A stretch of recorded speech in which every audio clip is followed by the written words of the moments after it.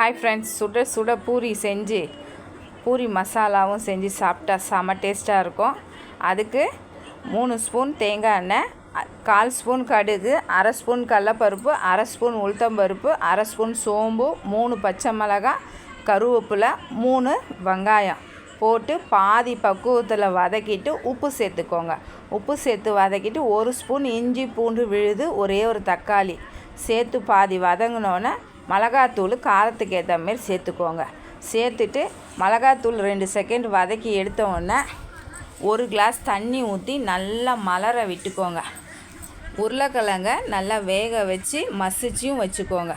இது மலர்ந்த உடனே உருளைக்கிழங்க சேர்த்து ஒரு 10 நிமிஷம் கொதிக்க வச்சு இறக்குனீங்கன்னா சூப்பரான பூரி மசாலா ரெடி. கண்டிப்பாக நீங்களும் ட்ரை பண்ணிவிட்டு கமெண்ட் பண்ணுங்கள். இந்த வீடியோ பிடிச்சிருந்தா சப்ஸ்கிரைப் பண்ணுங்கள், லைக் பண்ணுங்கள், ஷேர் பண்ணுங்கள், கமெண்ட் பண்ணுங்கள். பாய்.